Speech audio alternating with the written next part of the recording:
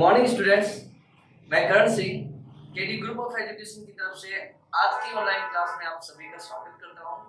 आज का हमारा विषय रहेगा डायमेंशंस। डायमेंशंस 11 फिजिक्स का टॉपिक है और ये हमारा फर्स्ट चैप्टर है जिसको हमने स्टार्ट किया था लास्ट क्लास में। तो हमने जहां लास्ट क्लास को छोड़ा था वहीं से स्टार्ट करते हैं। एक बार आप देखिए कि पिछली क्लास में हमने बात की थी फिजिकल क्वांटिटीज की। Okay, physical quantities are the variables which are used to represent physical phenomena occurring in nature. Okay, physical quantity को represent करने के हमारे पास दो रास्ते हैं, दो तरीके हैं. There are two ways to represent a physical quantity. First is units and second is dimensions. Units के बारे में मुझे बस एक ही बात बोलनी है. Units के बिना किसी भी फिजिकल क्वांटिटी का मेजरमेंट इनकम्प्लीट होता है। ओके, जब तक आप फिजिकल क्वांटिटी के लिए यूनिट स्पेसिफाई नहीं करेंगे तब तक आपका मेजरमेंट अधूरा रहेगा और इलॉजिकल रहेगा, अनकन्वीनियंट रहेगा। ओके, अभी हमने यूनिट की बातें पहले भी की थी, इसलिए आज हम यूनिट्स को एक साइड में रखेंगे और डायमेंशंस पर आएंगे। ओके, तो डायमेंशंस पर स्टार्ट करने से पहले हम देखते हैं कि फिजिकल क्वांटिटी को रिप्रेजेंट करने के हमारे पास दो रास्ते हैं।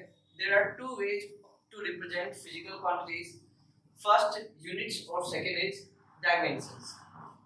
तो फर्स्ट पॉइंट दिमाग में जाना चाहिए, डायमेंशंस फिजिकल क्वांटिटी को एक्सप्रेस करने के लिए, रिप्रेजेंट करने के लिए उपयोग में ली जाती है, यूज होती है। ओके, फिजिकल डायमेंशंस पर और बात करेंगे हम लोग। पिछली क्लास का रिकैप और देखते हैं हम लोग। फिजिकल क्वांटिटीज टू टाइप की होती है, physical quantities are of two types. First fundamental quantities and second derived quantities. Fundamental quantities कौन कौन सी होती है हमने लास्ट क्लास में देखा था। फंडामेंटल क्वांटिटीज होती है mass, length, time, temperature, okay, electric current,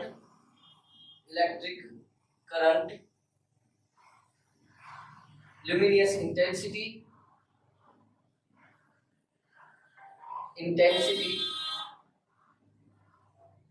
और amount of substance,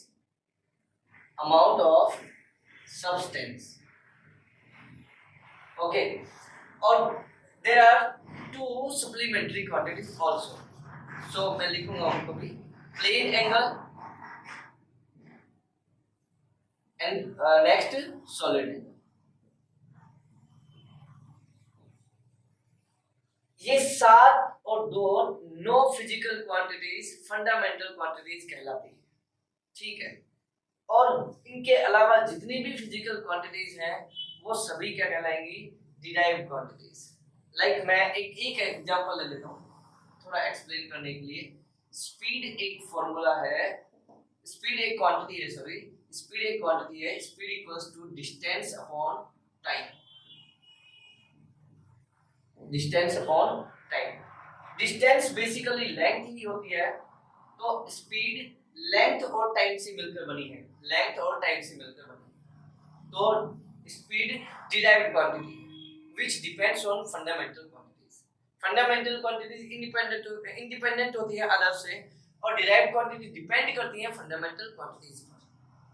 ओके, अब हम बात करते हैं डायमेंशंस की, और डायमेंशंस की बात करते हैं तो डायमेंशंस क्या होते हैं, ठीक है। तो dimensions are the another way to express physical quantities. Physical quantities को रिप्रेजेंट करने के लिए, एक्सप्रेस करने के लिए यूनिट के अलावा एक और रास्ता है हमारे पास, एक और तरीका है, ठीक है। अच्छा, डायमेंशंस क्या बताती हैं और हम देखें तो dimensions are the interrelation between derived quantities and fundamental quantities. हमने अभी देखा कि डिराइव्ड क्वांटिटीज फंडामेंटल क्वांटिटीज पर डिपेंड करती हैं। तो डिराइव्ड क्वांटिटीज और फंडामेंटल क्वांटिटीज के बीच में कोई रिलेशन होगा, इंटररिलेशन है यहाँ पर कुछ, तो वो रिलेशन को शो करने के लिए, एक्सप्रेस करने के लिए हम किसका यूज करते हैं, डायमेंशंस का यूज करते हैं। ओके, अच्छा, डायमेंशंस के बारे में हम और आगे बात करें तो डायमेंशंस क्या होती हैं? डायमेंशंस आर द पावर्स, ये डायमेंशंस की डेफिनेशन भी आप मान सकते हैं। ये डायमेंशंस की डेफिनेशन भी है।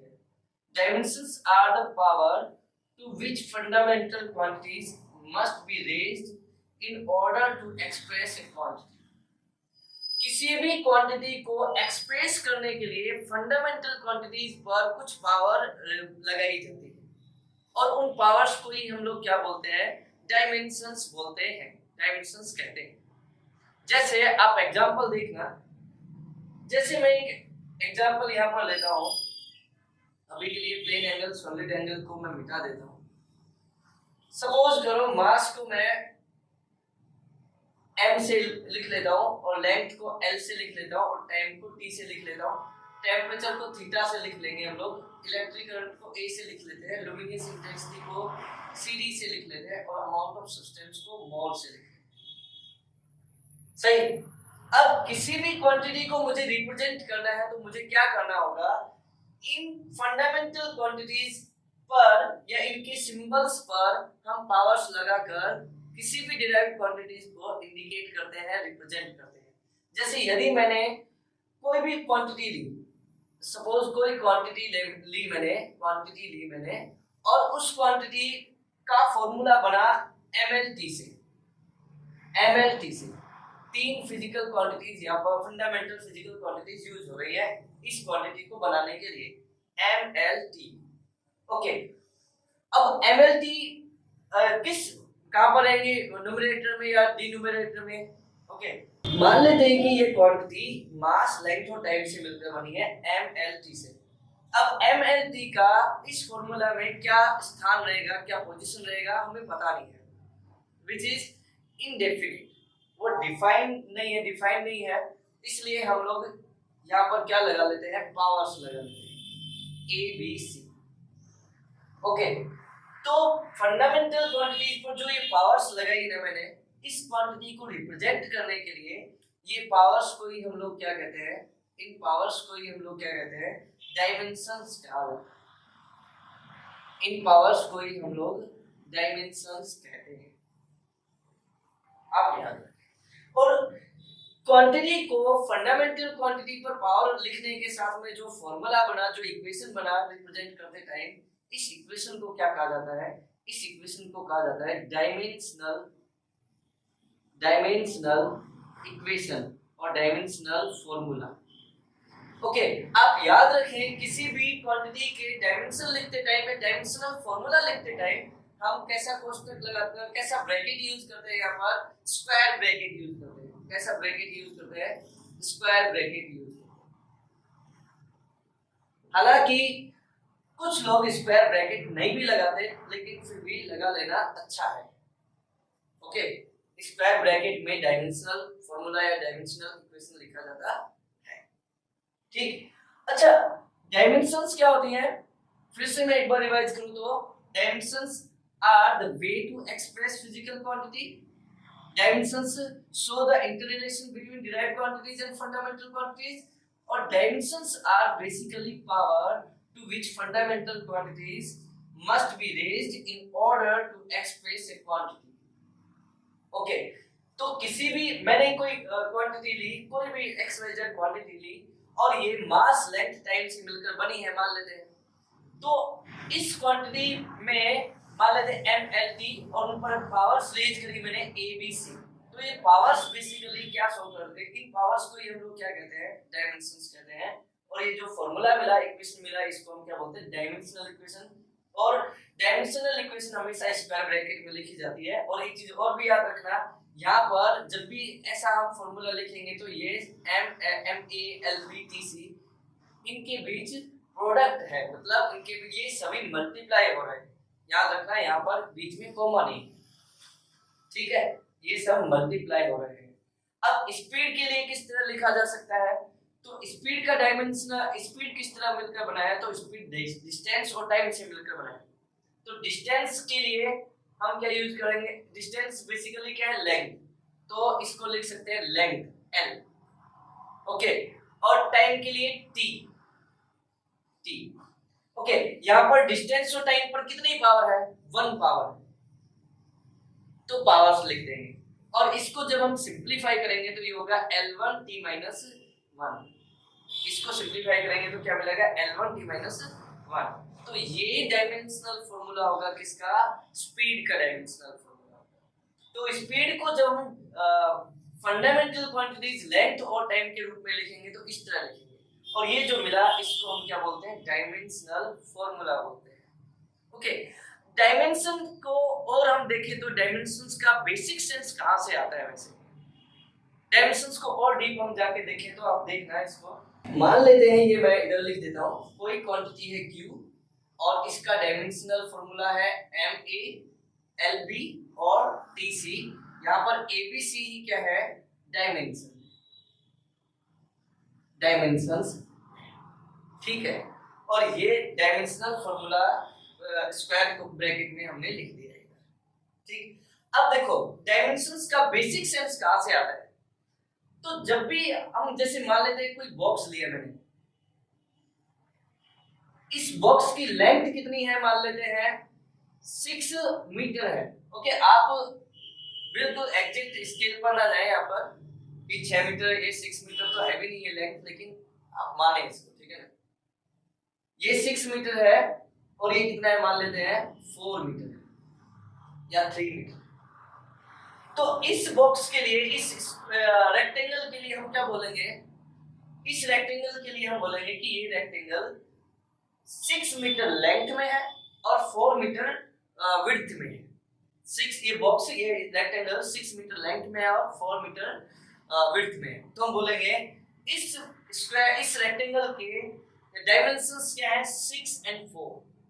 तो डायमेंशंस का बेसिक सेंस क्या है, डायमेंशंस का बेसिक सेंस क्या है वो आप देखिए। डायमेंशंस का बेसिक सेंस बेसिकली देखा जाए तो यहाँ पर किससे लिया जा सकता है, साइज। तो किसी भी बॉक्स का साइज, रेक्टेंगल का साइज या किसी भी ऑब्जेक्ट का साइज हम इसके रूप में बोलते हैं, डायमेंशंस के रूप में बोलते हैं। 6 4 ये क्या है, इस रेक्टेंगल के डायमेंशंस। इसी तरह डायमेंशंस का एक और बेसिक सेंस है, देखा जाता है यदि मान लो कोई पॉइंट है P और इस P पॉइंट के कोऑर्डिनेट है XY प्लेन में 2 3। इसका क्या मतलब है, इसका मतलब है कि P पॉइंट X डायरेक्शन में तो 2 मीटर डिस्टेंस पर है और Y डायरेक्शन में 3 मीटर डिस्टेंस पर है। यहाँ पर यूनिट मान लेते हैं किसमें है, मीटर में। ओके, तो यदि किसी पॉइंट P के कोऑर्डिनेट 2 3 है, इसका मतलब है कि P पॉइंट फिलहाल X डायरेक्शन में 2 मीटर और Y डायरेक्शन में 3 मीटर। तो इस P पॉइंट को हम बोलेंगे कि ये 2D में है, 2D में है, 2 डायमेंशनल में है, मतलब प्लेन में है। ये किसमें है, 2D में है, प्लेन में है। यदि कोई ऑब्जेक्ट मान लेते हैं केवल X डायरेक्शन में ही मूव कर रहा है, X डायरेक्शन में ही गति कर रहा है, मोशन में, X डायरेक्शन में ही मोशन में। ओके, हम मान लेते हैं कि कोई ऑब्जेक्ट है जो केवल X डायरेक्शन में ही मोशन में है, ओके, ट्रैवल कर रहा है। तो हम बोलेंगे कि ये ऑब्जेक्ट केवल 1D में, ये ऑब्जेक्ट किस में मूव कर रहा है, किस में ट्रैवल कर रहा है, 1D में ट्रैवल कर रहा है। यदि वो इस तरह मूव कर रहा हो तो यहाँ पर दो कोऑर्डिनेट्स चाहिए होंगे, तो हम क्या बोलेंगे इधर कि ये 2D में। और यदि फ्री स्पेस में है, लाइक यहाँ पर, तो यहाँ पर कितने कोऑर्डिनेट्स चाहिए होते हैं, 3 कोऑर्डिनेट्स चाहिए होते हैं। तो हम क्या बोलेंगे कि ये कहाँ लोकेटेड है, 3D में लोकेटेड है। यदि हमारी बात करें तो हम किस में है, 3D में, 3 डायमेंशंस में। ओके, जिस तरह कोई बॉक्स, कुछ बॉक्स का साइज बताने के लिए डायमेंशंस यूज करते हैं, लेंथ विड्थ, ये क्या है, डायमेंशंस कहते हैं इनको भी। डायरेक्शंस को भी हम डायमेंशंस कहा जाता है। ओके, जिस तरह इस बॉक्स के साइज को हम डायमेंशंस के रूप में लिखते हैं, बॉक्स का, जिस तरह हम बॉक्स के साइज को इन डायमेंशंस के रूप में लिखते हैं, जिस तरह किसी बॉडी की पोजीशन को हम इन डायमेंशंस के फॉर्म में लिखते हैं, डायरेक्शंस के फॉर्म में लिखते हैं, जिस तरह किसी भी बॉडी के मोशन को हम डायमेंशंस के रूप में लिखते हैं। ओके, यहाँ कहा जाएगा ये बॉक्स इन डायमेंशंस में है, ये बॉक्स, ये पॉइंट इन दो डायमेंशंस में है, ये ऑब्जेक्ट इस डायरेक्शन में मोशन में है, और यदि ये वाला पॉइंट है ये इन दो डायरेक्शन में है, एक्स और वाई दो डायरेक्शंस में है। इसी तरह जिस तरह ये बॉक्स, ये पॉइंट या ये ऑब्जेक्ट इन डायमेंशंस में है, या हम लोग थ्री डायमेंशंस में है, उसी तरह कोई डिराइव्ड क्वांटिटी कितने फंडामेंटल क्वांटिटी से मिलकर बनी है, हम कहेंगे वो डिराइव्ड क्वांटिटी उन फंडामेंटल क्वांटिटीज में है। तो हम यहाँ पर ये कह सकते हैं, नेक्स्ट पॉइंट ये कहा जा सकता है, आप लोग ध्यान से सुने, नेक्स्ट पॉइंट जो मैं लिखने वाला हूं आप सुनना ध्यान से इधर, कि डायमेंशंस वास्तव में, डायमेंशंस को क्या माना जा सकता है, यदि हम फंडामेंटल क्वांटिटीज के फंडामेंटल क्वांटिटी से बना कोई कोऑर्डिनेट सिस्टम ले,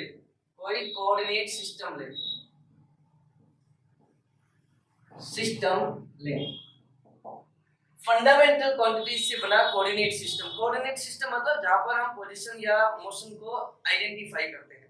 ओके, जैसे फिलहाल जैसे आप लोगों ने बचपन में पढ़ा है एक्स वाई जेड, तो ये एक्स वाई जेड बेसिकली क्या है, कोऑर्डिनेट सिस्टम है। ओके, तो वहां पर तो हम लोग एक्स वाई या जेड लेते हैं, एक्स वाई जेड की बजाय यदि हम फंडामेंटल क्वांटिटीज के कोऑर्डिनेट सिस्टम लें, तो किसी डिराइव्ड क्वांटिटी को इन फंडामेंटल क्वांटिटीज के कोऑर्डिनेट सिस्टम में एक्सप्रेस किया जा सकता है। ओके, यदि मान लेते हैं मैं यहाँ पर क्या ले लूं, एम एल टी ले लूं, कोऑर्डिनेट्स क्या ले लूं, एम एल टी, और तो कोई भी डिराइव्ड क्वांटिटीज जो इन तीन से मिलकर बनी है उनके coordinates in M L T में होंगे। तो जैसे हमने स्पीड के लिए देखा L1 t minus 1, L1 t minus 1 लिया ना हमने स्पीड का डायमेंशनल फॉर्मूला, तो हम कहेंगे कि स्पीड L और T प्लेन में है, L और T प्लेन में है, मतलब स्पीड एक ऑर्डर से तो लेंथ में है और एक ऑर्डर से टाइम में है, लेकिन इनवर्सली टाइम में है। ओके, ठीक है। तो डायमेंशंस के बारे में हम क्या कह सकते हैं, अभी फंडामेंटल क्वांटिटीज से बना यदि कोऑर्डिनेट सिस्टम लें, तो डिराइव्ड क्वांटिटीज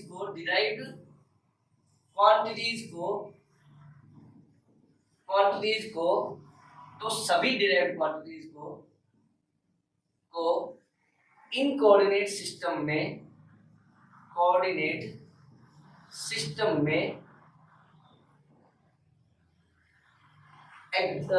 आइडेंटिफाई किया जा सकता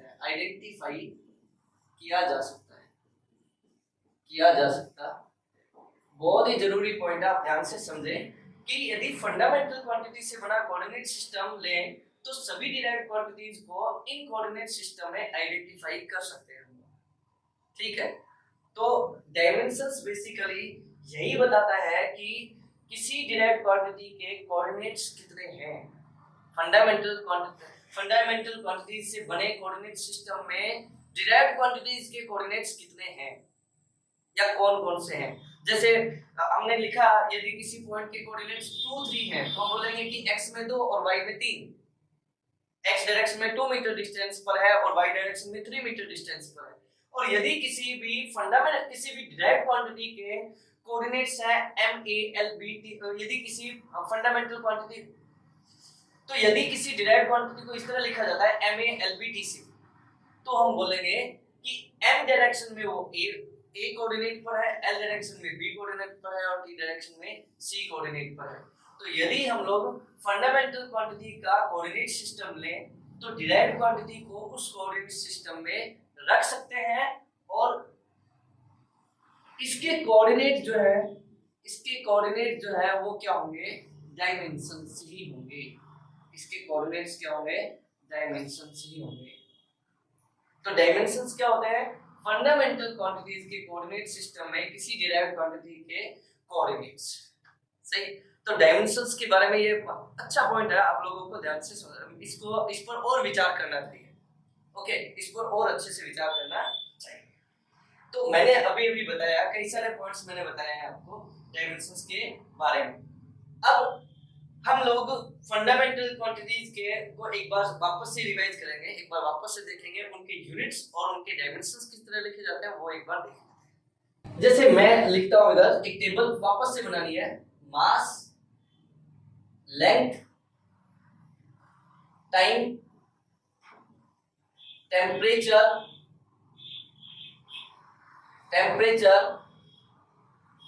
उसके बाद electric current,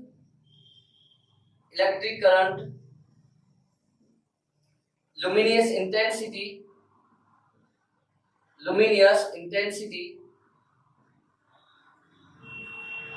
amount of substance,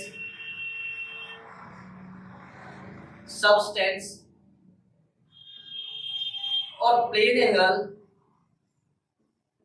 angle और सॉलिड एंगल। ठीक है।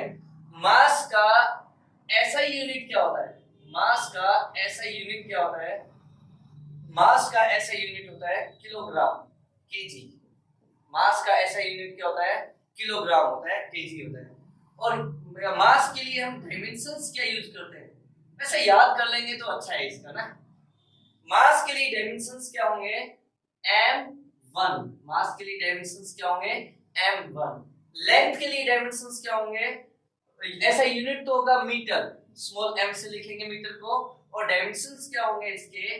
l1। ओके। इसी तरह टाइम के लिए यूनिट तो होगा सेकंड, s, और डायमेंशंस क्या होंगे इसके लिए? t1। ठीक है। बड़ा कैपिटल T लेते हैं और यहाँ पर s स्मॉल s है। ओके। टेम्परेचर के लिए हम क्या यूज करते हैं?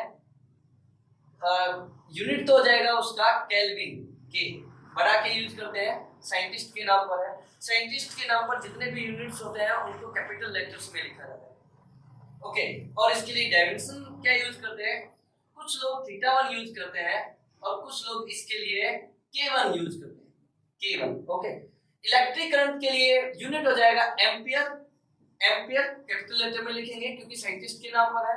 और इलेक्ट्रिक करंट के लिए डायमेंशन हो जाएगा A1। ठीक है। ल्यूमिनस इंटेंसिटी के लिए CD कैंडेला होता है यूनिट, और इसके लिए डायमेंशन भी CD1 इस तरह लिखा जाता है। अमाउंट ऑफ सब्सटेंस के लिए ऐसा यूनिट होता है मोल, MOL लिखते हैं, और यहाँ पर भी MOL1 लिखते हैं।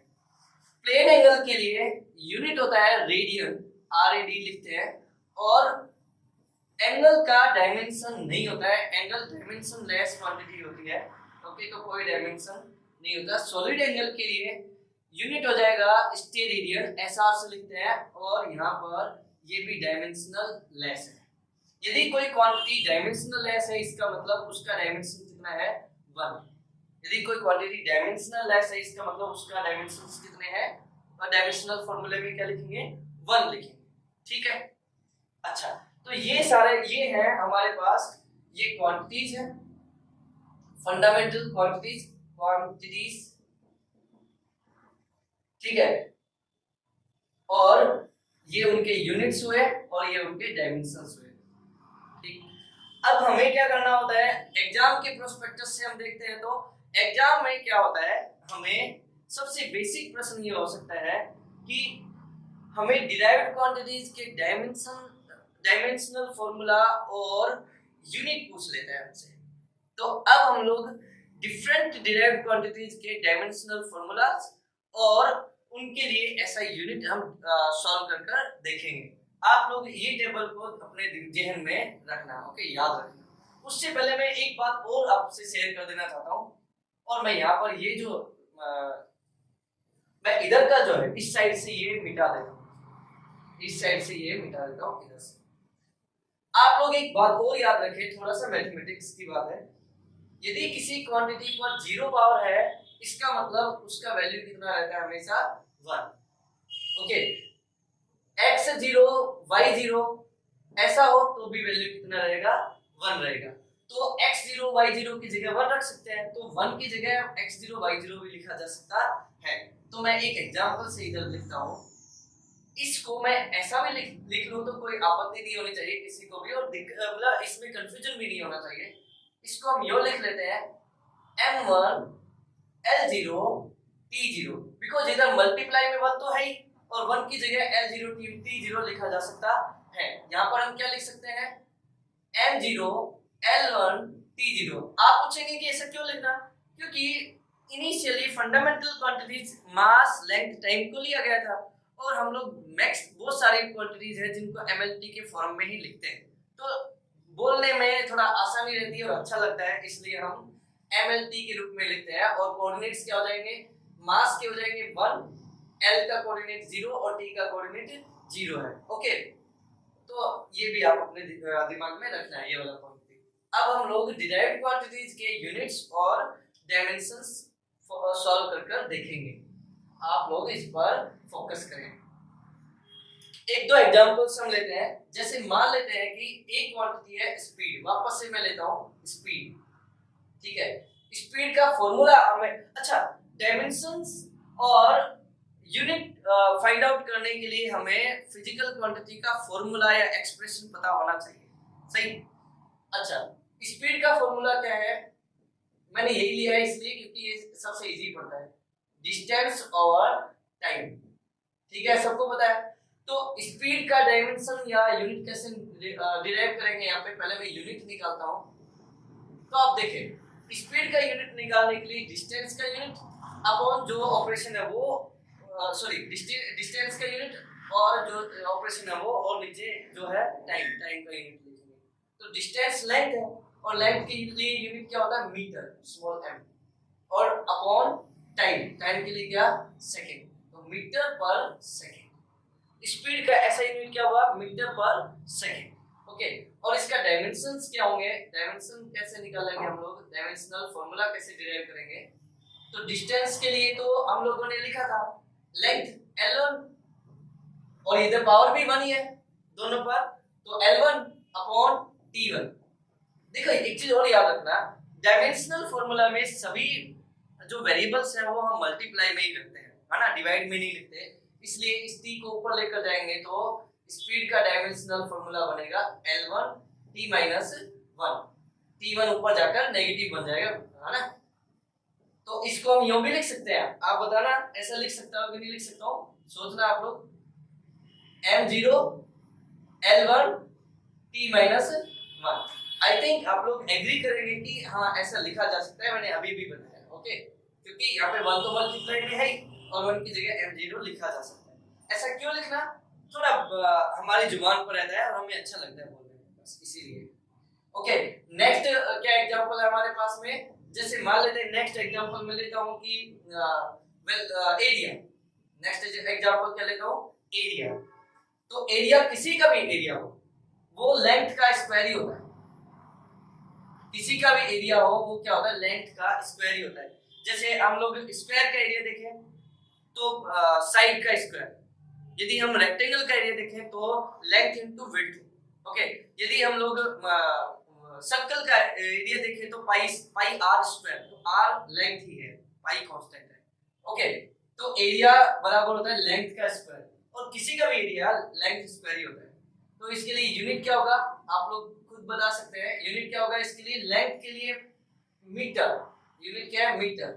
तो और इधर लेंथ पर स्क्वायर है तो इधर भी स्क्वायर लग जाएगा। ओके, तो एरिया का ऐसा ही यूनिट क्या होगा, मीटर स्क्वायर होगा, सही कि नहीं। और एरिया का डायमेंशंस क्या होंगे, डायमेंशन क्या होंगे इसके लिए, लेंथ के लिए L1 और इधर स्क्वायर है तो इधर भी स्क्वायर लगा देंगे और ये बन जाएगा L2। और इस फॉर्म में लिखे MLT के फॉर्म में तो M0 L2 T0 ऐसा लिख सकते हैं, सही। तो ये एरिया के लिए।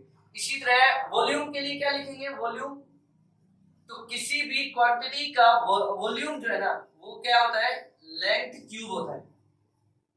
किसी भी बॉडी का वॉल्यूम लेंथ क्यूब होता है। जैसे हम लोग देखें कि किसी क्यूब का वॉल्यूम क्या होता है, साइड क्यूब। ओके, यदि हम सिलेंडर का वॉल्यूम देखें तो pi R square H, R square length का स्क्वायर हो गया और एच भी एक लेंथ ही है, तो L into L square L cube बनता है। ओके, तो सभी ऑब्जेक्ट्स का वॉल्यूम लेंथ क्यूब ही होता है बेसिकली, सही। तो यहाँ पर यूनिट क्या हो जाएगा, यूनिट क्या हो जाएगा, इधर यूनिट हो जाएगा m और इधर क्यूब है तो क्यूब।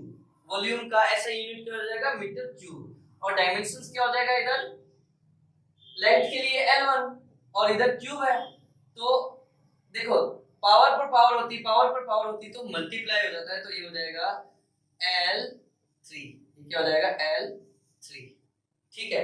तो इस तरह हम स्पीड, एरिया, वॉल्यूम इनके डायमेंशंस और यूनिट डिराइव कर सकते हैं। और आप ये भी देख पा रहे होंगे कि स्पीड, एरिया या वॉल्यूम ये किन से मिलकर बने हैं, इन्हीं फंडामेंटल क्वांटिटीज से मिलकर बने हैं। कुछ और बहुत सारी क्वांटिटीज हैं, हम लोग पूरे फिजिक्स भर में फिजिकल क्वांटिटीज ही पढ़ेंगे और सभी फिजिकल क्वांटिटीज के कुछ ना कुछ यूनिट्स और फार्मूला, डायमेंशनल फार्मूला होगा ही। अच्छा, इसीलिए हम लोग ये सब चीजें पढ़ते हैं। अब आप लोगों को इस सिनेरियो में क्या करना चाहिए, इस सिनेरियो में क्या करना चाहिए, आपको भी देखकर समझ में आ रहा होगा कि ये डेरिवेशन हम लोग तभी कर पाएंगे, डिराइव्ड क्वांटिटीज के यूनिट्स और डायमेंशंस हम तभी बता पाएंगे जब हमें फंडामेंटल क्वांटिटीज के बारे में पूरा याद हो, अक्षर हमें दिमाग में हो, तुरंत हम लोग सोचे कि लेंथ का यूनिट क्या होता है, मीटर, और टेम्परेचर का यूनिट क्या होता है, केल्विन होता है। तो ये हमें याद होना ही चाहिए हर हालत में। जैसे हम लोग गिनती याद करते हैं ना, उसी तरह ये भी हमें याद होना चाहिए, तभी हम लोग डिराइव्ड क्वांटिटीज के यूनिट्स और डायमेंशंस निकाल पाएंगे, सॉल्व कर पाएंगे। तो मैं कुछ और एग्जांपल लेता हूँ, एक बार आप लोग वापस से सोच लेना, बोल लेना मेरे साथ साथ। मास के लिए यूनिट होता है केजी, ऐसा यूनिट होता है, ऐसा यूनिट की बात करेंगे, सीजीएस यूनिट या एफपीएस यूनिट की बात फिलहाल नहीं कर रहे हैं। तो मास का ऐसा यूनिट होता है किलोग्राम, केजी, और डायमेंशंस होंगे m1। लेंथ के लिए यूनिट होगा मीटर और डायमेंशंस होगा L1। टाइम के लिए यूनिट होगा सेकंड और डायमेंशन होगा T1। टेम्परेचर के लिए यूनिट होगा केल्विन और डायमेंशंस क्या होंगे, थीटा1 या K1। ल्यूमिनियस इंटेंसिटी के लिए यूनिट होगा कैंडेला, CD, और डायमेंशंस होगा A1। अमाउंट ऑफ सब्सटेंस के लिए यूनिट हो जाएगा मोल और डायमेंशन होंगे मोल1। प्लेन एंगल के लिए यूनिट होता है रेडियन और प्लेन एंगल डायमेंशन लेस होता है, और जो डायमेंशन लेस होता है उसके लिए हम क्या लिखते हैं, डायमेंशनल फार्मूला क्या लिखते हैं, 1। इसी तरह सॉलिड एंगल के लिए डायमेंशन यूनिट होता है स्टेरेडियन और इसके लिए भी 1, बिकॉज़ ये भी डायमेंशन लेस क्वांटिटी है। तो ये आप लोग याद रखेंगे तो आप लोग डिराइव्ड क्वांटिटीज के यूनिट्स और डायमेंशंस फाइंड आउट कर पाएंगे। ओके, तो मैं आपको अभी कुछ और एग्जांपल सॉल्व करके दिखाता हूं जो आपको याद रखने चाहिए। तो एक और एग्जांपल लेते हैं हम लोग। अब आप लोग जैसे ही मैं आपसे पूछूं तुरंत आप लोग आंसर सोचना अपने मन में। तो मैं एक क्वांटिटी लिखता हूं, जैसे मैंने लिखी मान लो वेलोसिटी। तो वेलोसिटी बराबर क्या होता है, डिस्प्लेसमेंट और टाइम। डिस्प्लेसमेंट बेसिकली क्या होता है, डिस्टेंस होता है। डिस्प्लेसमेंट बेसिकली क्या होता है, डिस्टेंस, और डिस्टेंस क्या होता है, लेंथ।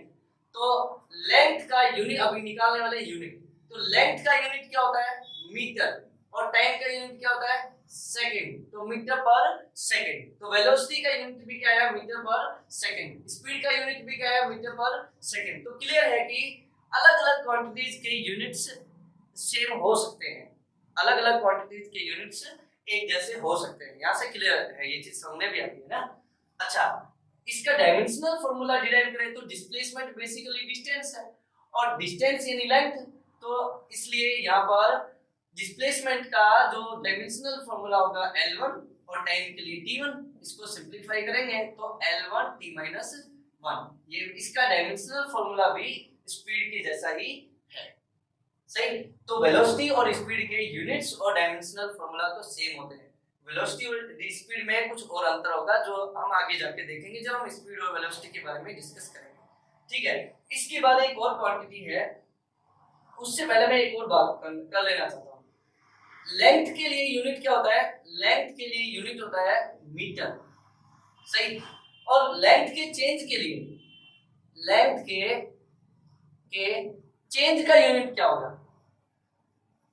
तो स्टूडेंट्स आप लोग याद रखना किसी भी क्वांटिटी को यदि हम जोड़ेंगे या किसी भी क्वांटिटी को हम तोड़ेंगे, मतलब जोड़ेंगे या फिर माइनस करेंगे, तो वही क्वांटिटी मिलती है। ओके, मान लेते हैं कि ये लाइन है। ओके, इसका यूनिट हम लिखेंगे तो मीटर में लिखेंगे, इसकी लेंथ का यूनिट लिखेंगे तो मीटर में लिखेंगे। और यदि मैं इतनी इसको मैंने तोड़ दिया, अब इसकी लेंथ पूछूं तो भी मीटर में लिखा जाएगा। तो कहने का मतलब क्या है, क्वांटिटी का जो यूनिट है उसके चेंज का भी वही यूनिट होगा। तो लेंथ का यूनिट यदि मीटर है तो लेंथ के चेंज का यूनिट भी क्या रहेगा, मीटर ही रहेगा। आप लोग जरूर से भी इसको दिमाग में रखें, इस कांसेप्ट को जो अभी मैंने बताया है। ओके, लेंथ का जो यूनिट वही लेंथ के चेंज का यूनिट। ओके, इस चीज को आप दिमाग में रखना। और फिर अब ये बताना आपको, वेलोसिटी का यूनिट क्या है, मीटर पर सेकंड। ठीक है, अब मैं एक और क्वांटिटी लिख रहा हूं, एक्सेलरेशन। मैं वही क्वांटिटीज लिख रहा हूं जो आप लोगों ने पिछले क्लासेस में पढ़ी है, एक्सेलरेशन। ओके, एक्सेलरेशन क्या होता है, change in velocity, change in velocity divided by time. Okay, change in velocity divided by time, ये है हमारे पास एक्सेलरेशन का फॉर्मूला। देखो, यूनिट्स और डायमेंशंस के लिए हमें फॉर्मूला या एक्सप्रेशन पता ही होना चाहिए। अब आप सोचेंगे कि सर ये वेलोसिटी का फॉर्मूला ये कहां से आया, एक्सेलरेशन का फॉर्मूला कहां से आया। अभी हमें इन फॉर्मूलाज पर नहीं देखना है, हमें क्या सीखना है यहाँ पर, यूनिट्स और डायमेंशंस किस तरह डिराइव करते हैं। सही, तो हमारा फोकस फिलहाल फॉर्मूला पे नहीं है, ये हम लोग डिटेल में पढ़ेंगे इनके बारे में, पूरे फिजिक्स में यही सब चीज तो पढ़नी है। तो फिलहाल हम डायमेंशंस और यूनिट्स डिराइव करना चाहते हैं, ठीक है ना।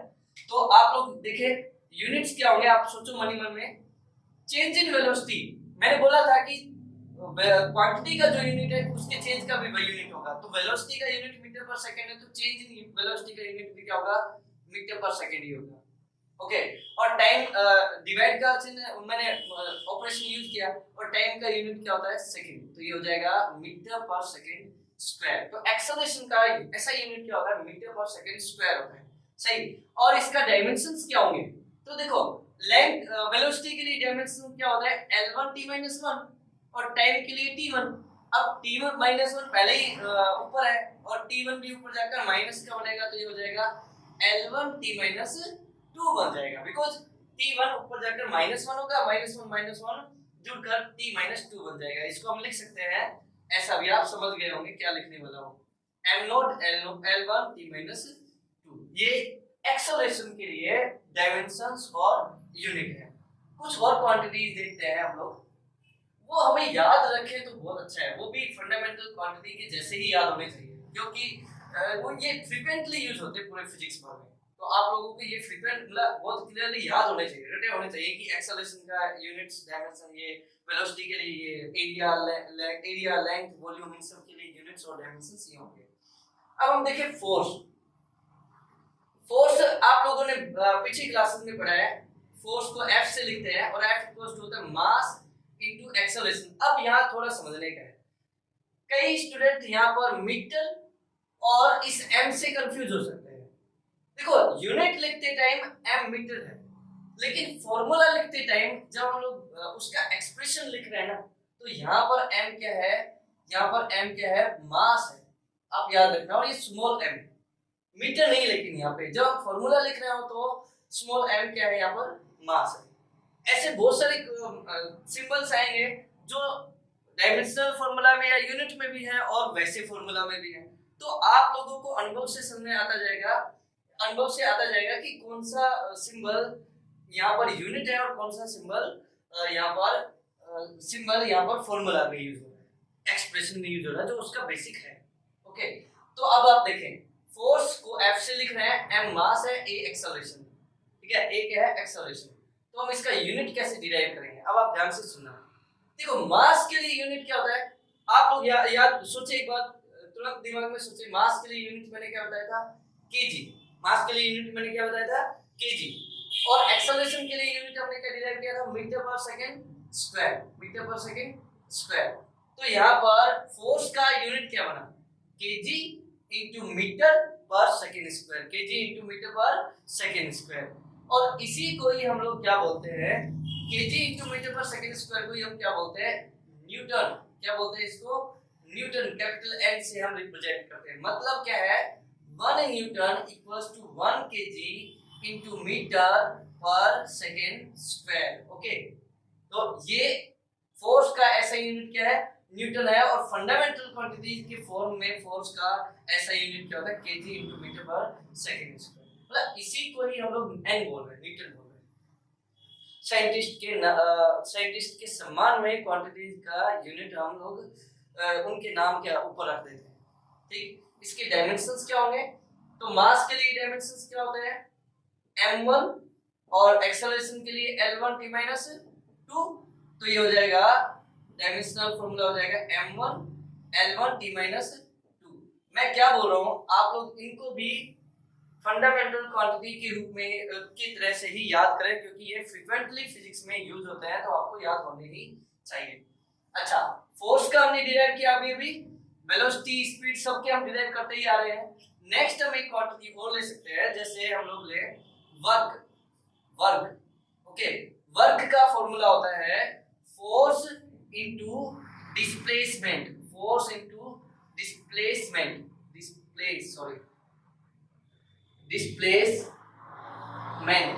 ठीक है, फोर्स इनटू डिस्प्लेसमेंट, पता नहीं सही लिखा ना, फोर्स इनटू डिस्प्लेसमेंट। तो फोर्स के लिए अब देखो इसका यूनिट निकालते हैं, ऐसा यूनिट, फोर्स के लिए यूनिट क्या, हम न्यूटन भी ले सकते हैं, और डिस्प्लेसमेंट को किससे, डिस्प्लेसमेंट डिस्टेंस और डिस्टेंस लेंथ होती है, तो न्यूटन इनटू मीटर। ये लिखेंगे तो अच्छा है, सही है। या हम ये भी लिख सकते हैं, और लिख सकते हैं, माना कि मैं हिंदी इंग्लिश मिक्स करके बता रहा हूँ। ओके, हमें लैंग्वेज से नहीं, लैंग्वेज पर फोकस नहीं करना, हमें फोकस किस पर करना है, चीजों को समझने पर, ठीक है ना।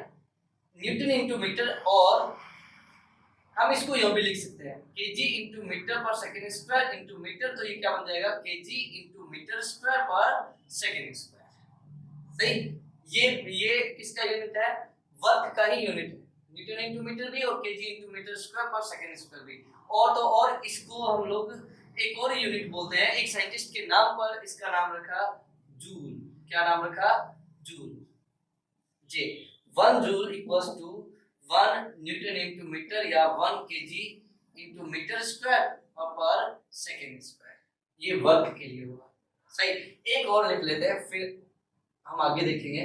डेंसिटी का फॉर्मूला होता है मास और वॉल्यूम, मास और वॉल्यूम। तो डेंसिटी का यूनिट निकालना है, तो मास के लिए किलोग्राम, और वॉल्यूम के लिए आप बताओ मीटर क्यूब। वेरी गुड, शाबाश।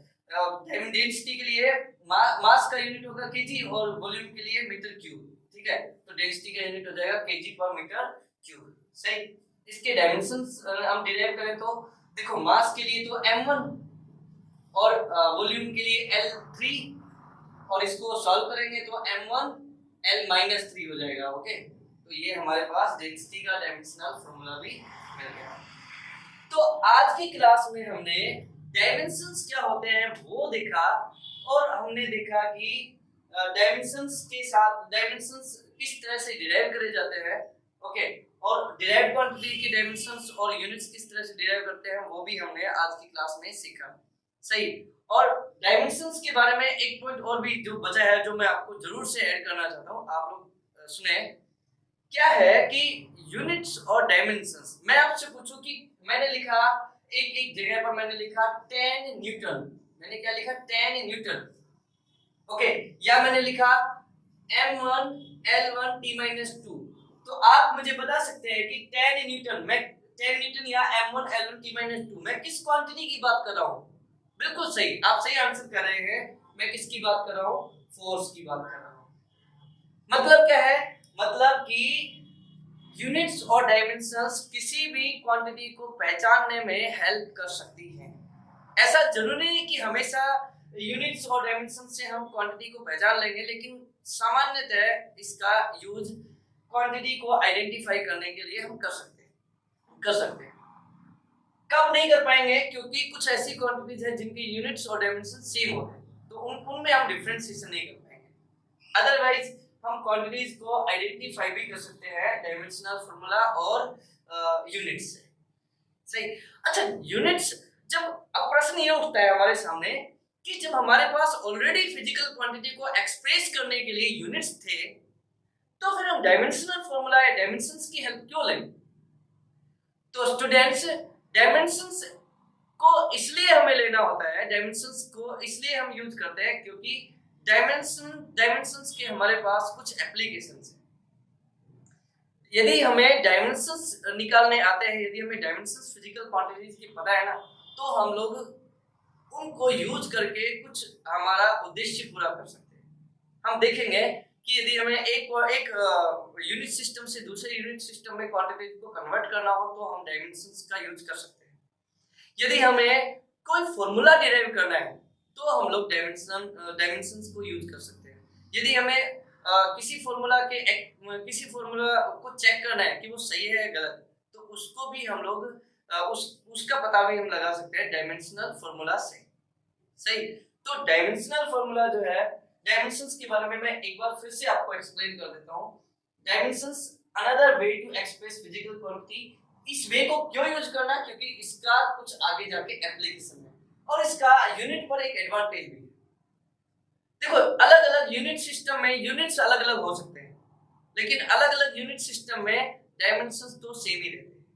तो ये यूनिट्स पर डायमेंशंस का एक एडवांटेज है। दोनों ही एक्सप्रेस करने के तरीके हैं, लेकिन डायमेंशंस सेम रहते हैं सभी यूनिट सिस्टम में। हालांकि there are some cons related to dimensions, लेकिन फिर भी इसके कुछ प्रॉज एंड कॉन्स सभी के होते हैं, तो इसके भी हम आगे जाके देखेंगे।